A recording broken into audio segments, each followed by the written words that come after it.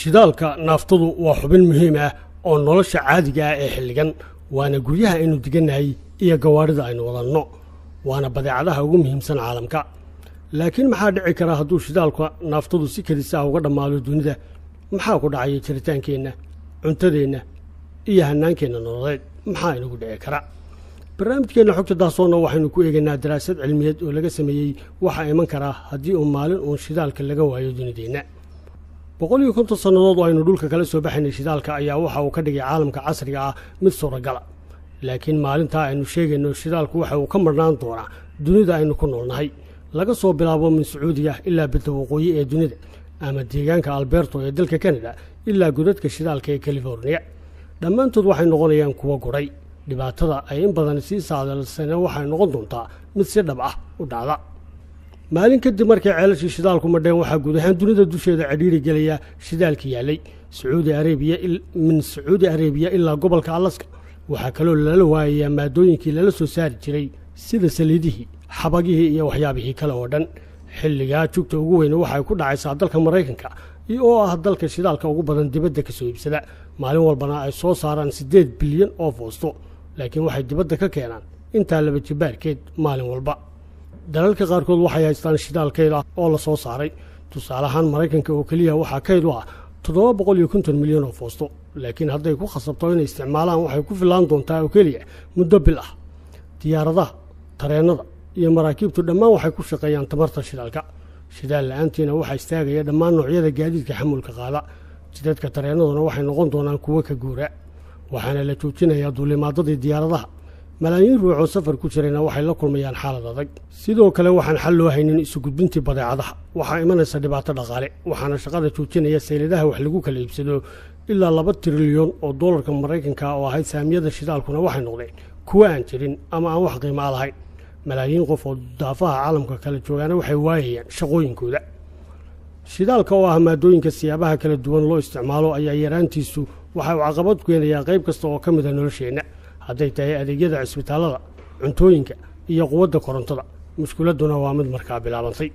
waxaynu joognaa 5 maalmood ka bacdi markii ceelashii shidaalku go'e waxaa albaabada loo laabay suuqyadii saamiyada min Tokyo ilaa New York shaqala'aantu waxay gaadhay 30% suuragalna inoo aha inaynu dibirno baahiyeenna waxaa kaloo la xidhay kaalmihii fidinta cuntooyinka shidaalka la'aantiina looma hayo tamar kale gawaaridii xamuulka waxaa la isku tiiray dukaamadii cuntooyinka iibin jiray iyadoo xitaa khudradii khaayistay ee la daadin jiray ay maalintaa qiimo adag leedahay shay walbana waxaa u muuqda inuu sii dhammaanayo beerihii xoolaha iyo kuwii digaaga ayaa iyana cunto u baahan mana jirto dariiqo loogu soo gaadhsiiyo baahiyahooda hannaankii laydhtirowgana waxay isu beddelay gudcur 15aada 40% warshadaha laydhka ee caalamku waxay ku shaqeeyaan dhuxusha laakiin dhuxushaasi waa mid lagu soo qaadi jiray tareennada maantana shidaal la'aantii tareen socdaa ma jirayo xaaladda cisbitaalladu waxay waajahayaan khatartii u weynayd maadaama ay guud ahaan agabkooda ku shaqeeyaan xoogga korontada waxayna si kadisa u gelayaan duni kale waxaa burburay nidaamkii iyo kala dambayntii waxaana meel walba ku fiday burcadbaadi goobaysa wixii shay qaaliya hadhay maalmahana shidaalku waxa uu geli doonaa halka dahabku maanta ku jiro xilligan waxaynu gaadhnay 30 maalmood ka bacdi markii shidaalka la waayey xukuumadaha adduunku waxay bilaabeen tallaabooyin ay ku waajahayaan xaaladda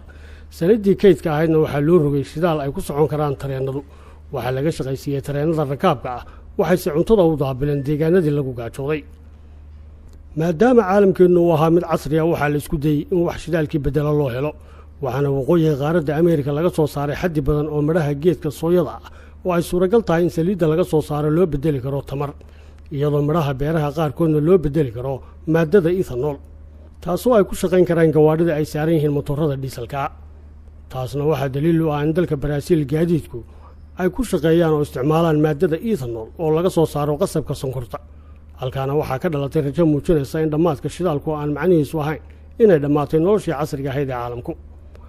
waxaynu joognaa 5 bilood ka bacdi markii shidaalku istaagay magaalooyinka waaweyn caalamka waxaa istaagay xarumihii cunto soo saarka waxaana sii kordhay safafka dhaadheer ee loo geliyo tareennada cuntada gudbinaya meel kastana waxaa ku faaftay macaluusha ka dhalatay cunto yaraanta si xaaladaha degdega wax looga qabto gawaaridii xamuulka ah ayaa shidaalkii yaraa ee kaydka ahaa wax lagaga shubay iyadoo dalka maraykanka oo sanad walba guritaanka xashiishka u qoondayn jiray shidaal gaadhaya 75 milyan oo litir oo shidaal ah laguna shubi jiray ilaa 10,000 oo gawaarida xashiishka qaada ah laakiin maanta ceelashii shidaalku mar hadday gureen waxaa meel kasta tuuran xashiishkii oo tamar lagu qaadan loo waayey dhankeena bari ee caalamka waxaa ka dhacday dhibaato dhaqaale oo weyn boqolkiiba 90 dakhliga boqortooyada Sacuudigu waxa uu ka yimaadaa shidaalka la'aantiina waxa uu hadidaad ku yahay dhaqaalaha guud ahaantii waayitaanka shidaalka ee caalamku waxa uu keenayaa in laga fikiro sidii loo heli lahaa wax shidaalka bedel u ah dadka badankiisuna waxay noqon doonaan kiimikaystayaal waxaana la soo saarayaa xaddi badan oo midhaha geedka sooyada iyo dheecaanka geedka qasabka ah ee ay ku jiraan maadada ethanoosha laakiin isweydiintu waxay tahay warshadaynta caalamku ma waxay ka shaqayn doonaan soo saarka quwad tamareed mise cuntadii loo baahnaa dhammaan wax soo saarkii xidhiidhka la lahaa shidaalku waxay marayaan inay dhammaadaan dawooyinkii agabkii balaastikadaha iyo waxyaabihii kale oo la halmaalay marka uu soo galo xilli qaboobuhu waxay dadku kala dooranayaan laba arrimood inay sii joogaan magaalooyinka waaweyn ee ay ka taagan tahay macaluusha iyo qaboobuhu iyo inay ka cararaan oo dhul kale u haajiraan xilli qaboobahaasina waxa uu dhalinayaa inay dadka badankiisu ka baxaan magaalooyinka waxaa ka soo wareegay sanad gow ah markii shidaalka la waayey meel kastana waxaa ku faafay macaluusha iyo gaajada waxaana go'doomay dowlado badan dekadihii camirnaana waxay noqdeen kuwo ka guur ah waxaana istaagay ganacsigii caalamiga ahaa militarigii la isugu faani jiray waxay waayeen awooddoodii ciidannimo taangiyadii iyo diyaaradihii dagaalkuna waxay noqdeen kuwo hargalay beerihii iyo xeryo digaagiina waxay weli la'yihiin adeegyadii ay u baahnaayeen xoolihii noolaa ee xaraysnaan jirayna waxay u le'anayaan gaajo dunida xilligaa waxay isu beddelaysaa mid soo saarta cunto maxalli ah qorshaha jiraana waxau noqonayaa inay qoys waliba cuno waxa uu beerto ee soo saaro waxaa dadku isticmaalayaa waxyaabihii ay hore u tuuri jireen marka uu duufaanka dabayluha wataa ku dhufto dal ka mida dunida waxaa lagu kharash garayn jiray balaayiin dollar laakiin xilligan aanu shidaalku jirin duufaan kasta oo ku dhufta waddan kasta waxay noqon doontaa dhibaato dhaba waxaa la soo dhaafay 10 sannadood xilligii la isticmaalay gocgocii u dambeeyey ee shidaalka ahaa wax kastaana waxay raaceen 10kaa sannadood saameyntana waxaa laga dareemay meel kasta xitaa hadday tahay hawada sare mana jirto awood lagu sii wado dayax-gacmeedyadii isgaadhsiinta caalamiga